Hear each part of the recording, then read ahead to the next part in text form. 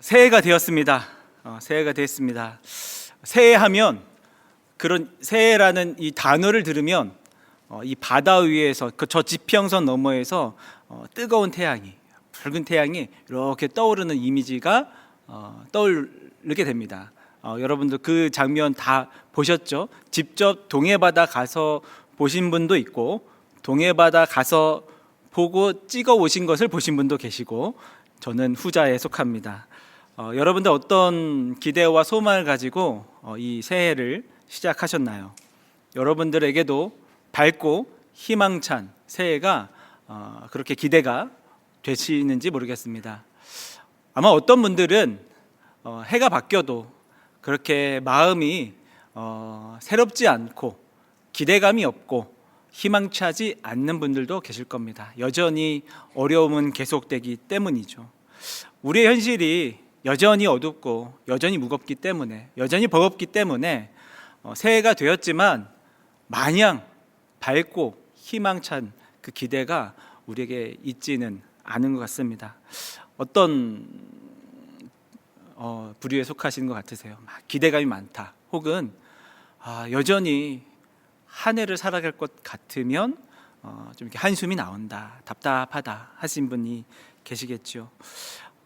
오늘 이 저녁 정말 하나님께서 우리에게 주시는 은혜에 따라, 말씀의 은혜에 따라 오늘 이 설교를 준비하면서 우리 성도님들 모두가 이 새해를 정말 소망하면서 기대감이 있는 시간이 됐으면 좋겠다, 그런 은혜를 달라고 기도하며 준비했습니다. 오늘 우리가 함께 살펴본 이 본문, 이 사도행전 20장 말씀은요, 이 사도 바울의 3차 전도 여행 그 끝물입니다. 거의 마지막 시기인데요.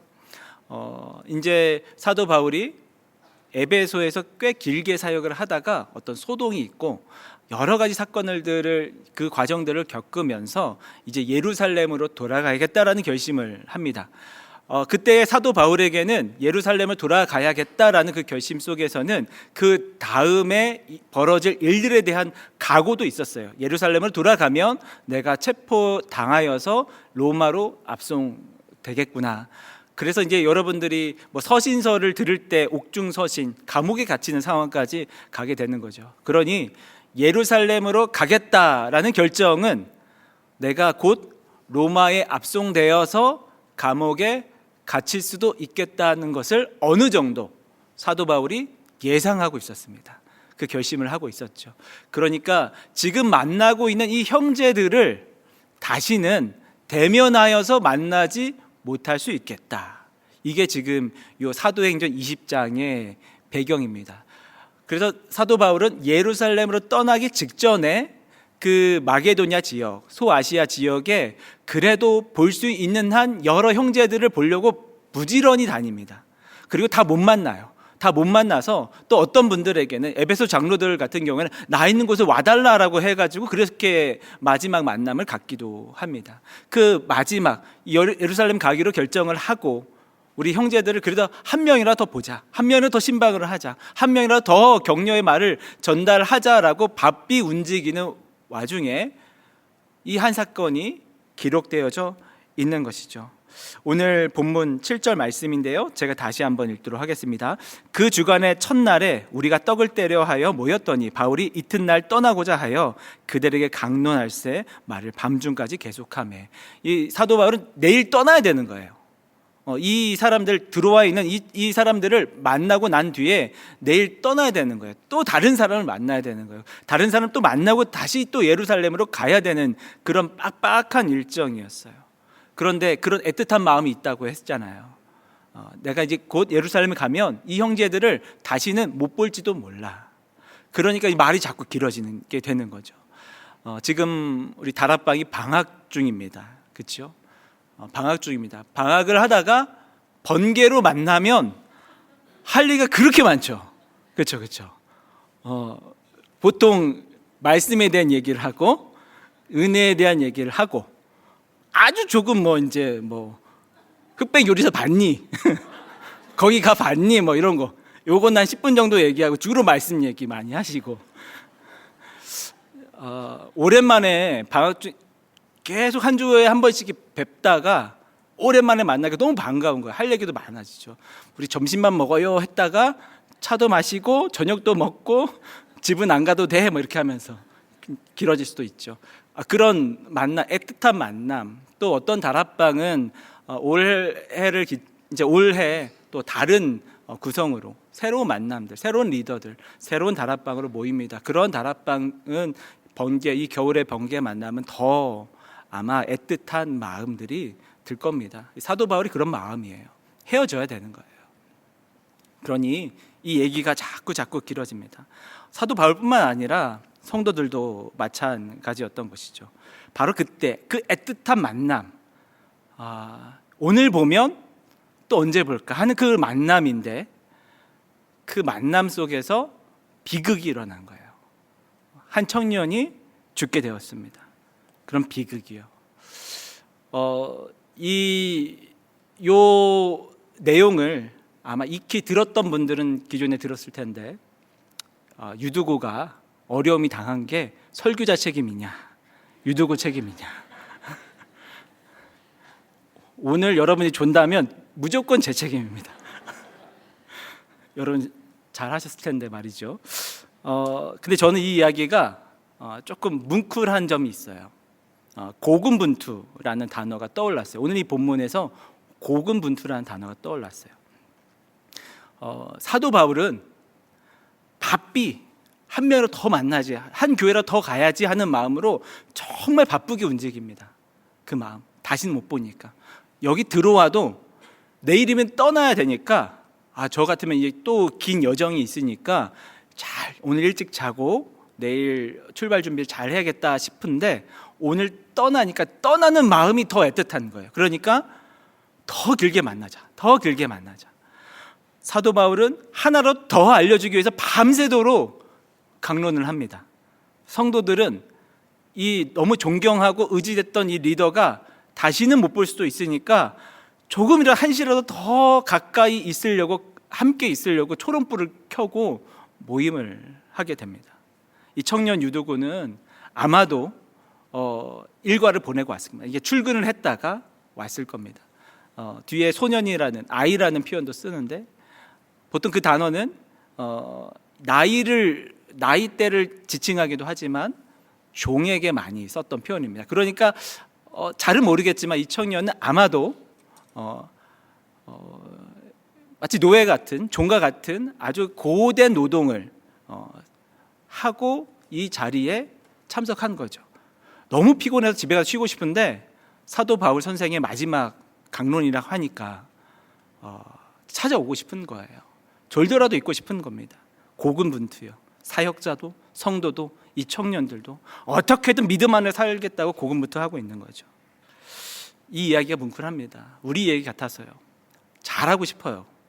신앙생활 잘하고 싶습니다. 믿음 정말 잘 지키고 싶습니다. 교회에서뿐만 아니라 일상에서도, 우리 일터에서도 정말 잘하고 싶습니다. 근데 잘 안 돼요. 은혜로 극복하고 싶은데 은혜를 받지만 다시 도루묵 되는 것 같아요. 실제 위기를 만나면 낙심에 금방 빠지고 무기력에 빠지기도 합니다. 우리의 모습과 같은 이 상황 속에서도 우리 삶에 분명히 위기는, 어려움은 계속 찾아오는데, 그럼에도 불구하고 우리가 낙심하고 무기력에 빠지는 것이 아니라 정말 소망함으로 새해를 맞이했으면 좋겠다. 오늘 우리가 위기를 만나더라도 그 소망으로 변화된 이야기, 오늘 이 말씀 속에서 우리 성도님들과 함께 그 이야기들을 나누고 싶습니다. 세 가지를 살펴볼 텐데요. 분명 우리 인생 가운데 위기는 찾아오곤 합니다. 반드시 찾아옵니다. 근데 그 위기를 만났을 때 그것을 소망으로 변화시키기 위해서 좀 세 가지 주제를 좀 나누고자 합니다. 첫 번째는요, 끝났다가 아니라 생명이 있다라고 말하자입니다. 끝났다가 아니라 생명이 있다라고 말하자입니다. 드로아에 있었던 사건 현장으로 다시 가겠습니다. 오늘 본문 9절 말씀인데요, 제가 읽겠습니다. 유두고라 하는 청년이 창에 걸터 앉아 있다가 깊이 졸더니 바울이 강론하기를 더 오래 하매 졸음을 이기지 못하여 3층에서 떨어지거늘 일으켜 보니 죽었는지라. 고군분투하는 거예요. 졸지 않게 애썼는데 졸음을 이기지 못하여서 어려움을 당한 거예요. 죽은 겁니다. 청년 유두군은 죽었습니다. 이 예배 가운데 예배 한창인데 한 사람이 사고가 있어서 죽게 된 거예요. 누가 봐도 비극입니다. 끝난 거예요. 성도님들의 마음에, 그 당시 이 예배에 참석했던 성도들의 마음에 어떤 마음이 들었을까요? 아주 놀랐겠죠. 망했다, 큰일 났다, 끝났다. 누군가는 안타까운 마음에, 그 청년의 죽음이 안타까운 마음에, 미안한 마음에, 당황스러운 마음에 한마디씩 거들었을 겁니다. 우리가 모이지 말걸. 너무 예배에 집중해가지고 너무 오랫동안 예배를 했나 봐. 저마다 그 청년의 가족이 있는지 모르겠지만 이 상황이 위로가 될까 하여서 저마다 한마디씩 거들었을 겁니다. 그 후에 섞인 말들 말이죠. 끝났다. 그때 바울의 반응이 참 놀라운데요. 10절 말씀입니다. 우리 함께 읽었으면 좋겠습니다. 자, 10절. 자, 시작.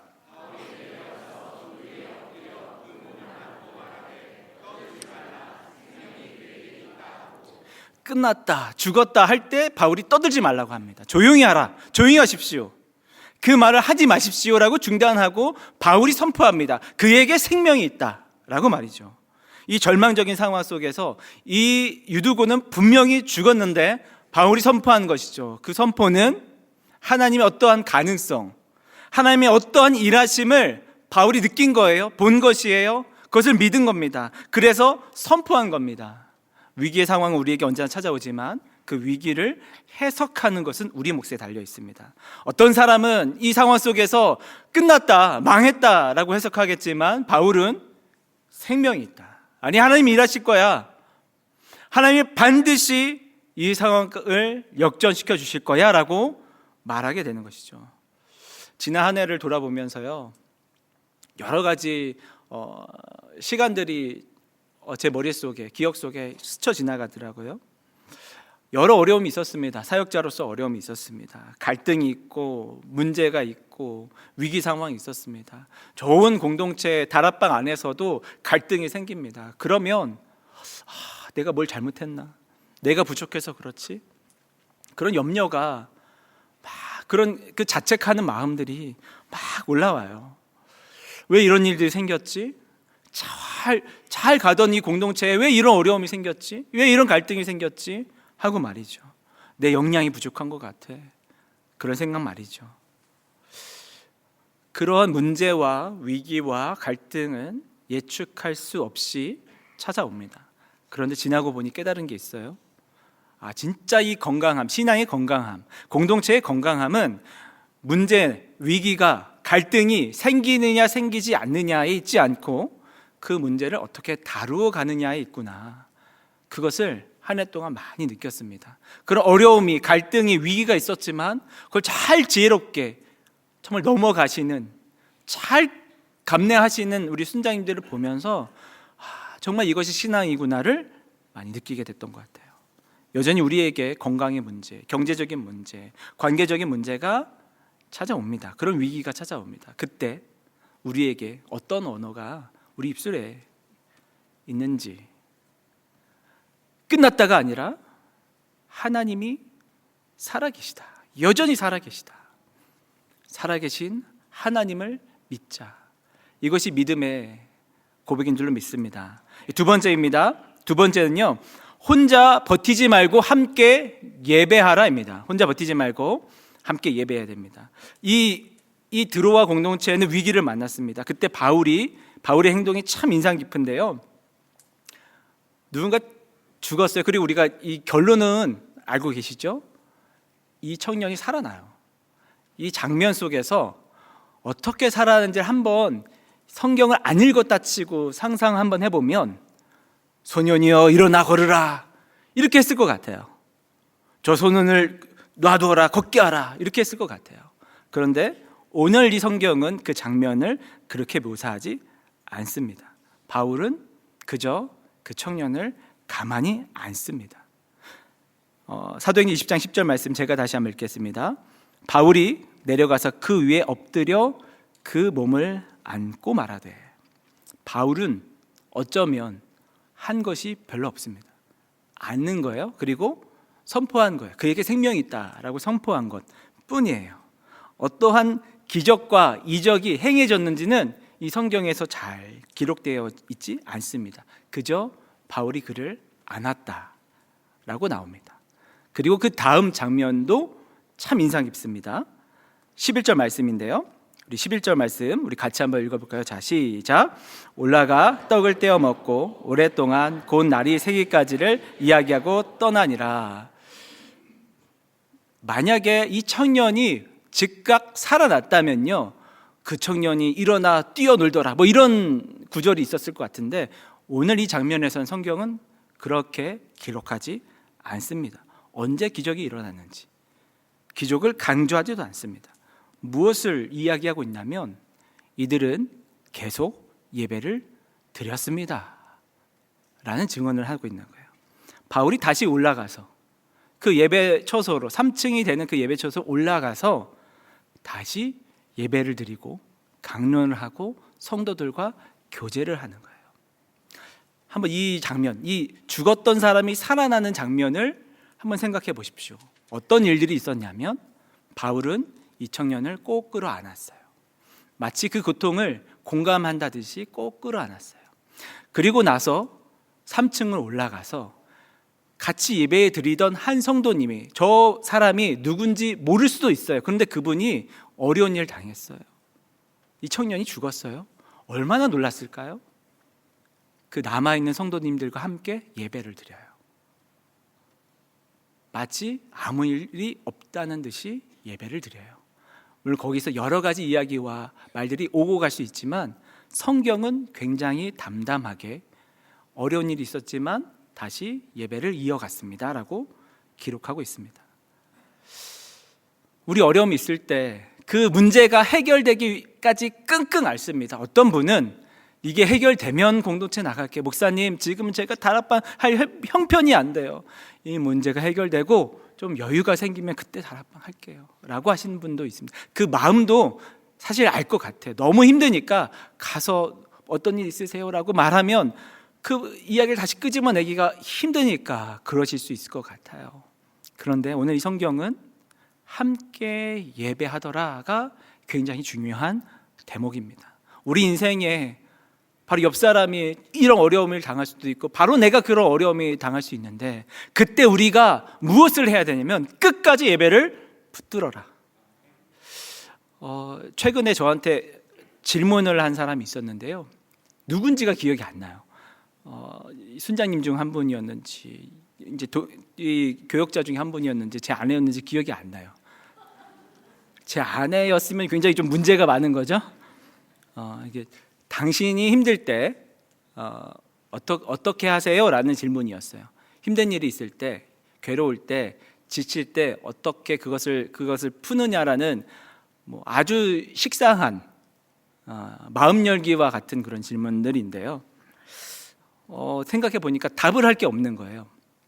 저도 담임 목사님처럼 새벽에 하나님을 만나면 다 충전됩니다 라고 말하고 싶은데 그럴 실력은 안 되고, 저는 조금 이제 회피형, 그냥 잘 쉬고 아무것도 안 하고 아무 생각 안 하면 조금 에너지가 생기는 것 같아요. 그러니까 이게 근본적인 해결책이 아니라는 건 알지만 힘드니까 조금 그 문제로부터 벗어나 있으면 좀 마주할 힘이 조금 체력이 좀 도는 것 같아요. 나는 좀 그렇게 하나, 참 이게 답변하기 참 멋이 없다 라는 생각을 하다가 어떻게 힘들 때 그 상황들을 잘 지나왔지라고 해보니까, 돌아보니까 그 옆에 수많은 사람들의 격려가 있더라고요. 동역자의 격려, 순장님들의 격려, 많은 성도님들의 격려, 가족들의 격려가 있어서 그 상황 속에 어려움에 매몰되지 않고 그 문제와 그 감정에 매몰되지 않고 벗어나올 수 있더라고요. 함께하는 사람들, 함께 예배하는 사람들이 있기 때문에 우리는 그 위기를 소망으로 변화시킬 수 있습니다. 다시 그 예배를 붙들 때 우리에게 그 은혜를 주십니다. 마지막 세 번째인데요, 세 번째, 최선을 다하되 하나님의 은혜를 의지하라입니다. 오늘의 사건의 결말은 이렇게 끝이 납니다. 12절 말씀 제가 읽을게요. 사람들이 살아난 청년을 데리고 가서 적지 않게 위로를 받더라. 이 청년이 살아났대요. 그리고 이 유두고라는 이 사람이 죽었다가 부활해서 엄청난 은혜를 받은 것뿐만 아니라 오늘 성경은 그 교회의 성도들이 위로를 받았다라고 증거하고 있어요. 사도 바울이 고군분투하며 교회들을 다니면서 위로하고 격려했었는데 오늘 하나님께서 이 교회를, 드로아 공동체를 하나님의 위로로 덮어주신 거예요. 오늘 이 사건은 많은 학자들이 주일날 일어난 일이다라고 얘기합니다. 그 주의 첫날, 옛 개역 한글판을 보면 안식 후 첫날, 곧 주일이요. 주일날은 어떤 날이면 초대교회 성도들이 안식일이 아니라 예수 그리스도의 부활을 기념하여서 안식 후 첫날, 그 주의 첫날, 오늘날 말하자면 주일날 예배를 드렸다라고 우리가 그렇게 그 전통을 따라오고 있는데 바로 그날인 거죠. 예수 그리스도의 부활을 기념하여서 예배드린 그날 한 명이 죽은 거예요. 그리고 곧 이어서 부활을 경험합니다. 단지 기적이 일어났다가 아니라 예수 그리스도의 부활이 진짜야. 그것이 너희의 참된 소망이야. 너희가 또 지치고 낙심하고 또 죽음의 위기에 놓여 있겠지만 예수 그리스도의 그 부활은 너희가 끝까지 붙들어야 할 진리야를 단지 말이 아니라, 설교가 아니라 직접 보여주신 사건이죠. 이 말씀을 마무리하면서요, 제가 사진 한 장을 준비해 왔습니다. 한번 보여주실까요? 이 사진은 2023년 3월 울진 산불 당시의 사진입니다. 왕태석 기자가 촬영한 사진으로 이달의 보도사진상을 수상한 작품입니다. 이게 해가 저물고 있는 거예요. 해가 지면 안전상의 이유로 소방 헬기는 더 이상 뜨지 못합니다. 그 기사에 마지막, 이 헬기가 해질 무렵 마지막 비행을 한다라고 기록되어져 있어요. 안타까운 마음에 마지막 비행을 하고 있다라고 그 기사를 내면서 이 사진을 올린 거예요. 산불이 아직 안 잡혔는데 이제 이 소방 헬기는 더 이상 뜰 수가 없는데 한 방울이라도 더 그곳에 뿌리기 위해서 물을 길러오는 거예요. 이 헬기가 이렇게 큰데 저 물주머니는 저게 다예요. 저거라도, 저 물이라도 그 주민들의 정말 이 삶을 위해서 불씨 하나라도 내가 끌 수 있다면 그 마음으로 마지막 비행을 하고 있는 헬기의 사진입니다. 고군분투하는 사진이에요. 결론을 먼저 말씀드리면요, 이 울진 산불이 어떻게 진화가 되었냐면 비가 내렸습니다. 비가 내렸어요. 결국 불을 끈 건 하늘에서 내린 비입니다. 그 비는 하나님의 은혜라 할 수 있겠죠. 우리가 만들어낼 수 없는 거예요. 자, 이 헬기 조종사가 말이죠, 괜히 했네. 소방서에 좀 쉴걸. 괜히 어차피 비 올 건데. 여러분, 이 소방관의 마음을 제가 인터뷰하지 않았지만 어떤 마음이었을까요? 아마 이 소방관은, 이 소방헬기 조종사는 할렐루야 하지 않았을까요? 놀라워라 놀라워라. 믿음이 없는 사람이라면 지성명 감천에 하늘이 감동했구나 라고 얘기할 것이고, 믿음이 있는 사람이라면 할렐루야, 하나님은 역시 살아계신다. 주님을 신뢰하고 주님을 믿고 주님께 소망을 두는 자, 포기하지 않으면 하나님께서 일하신다.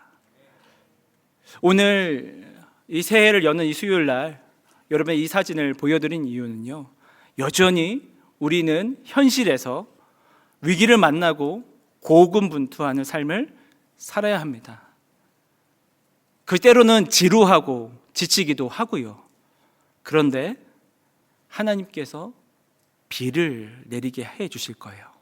우린 그 소방해결처럼 오늘도 한 방울이라도 더, 한 번이라도 더 하나님의 은혜의 담비를 바로 그곳에, 나의 일터에, 나의 가정에 뿌리겠습니다. 그 도전을 하는 우리들에게 그 위기가 위기로 끝나지 아니하고 소망과 기대로 바뀌어질 것을 믿습니다.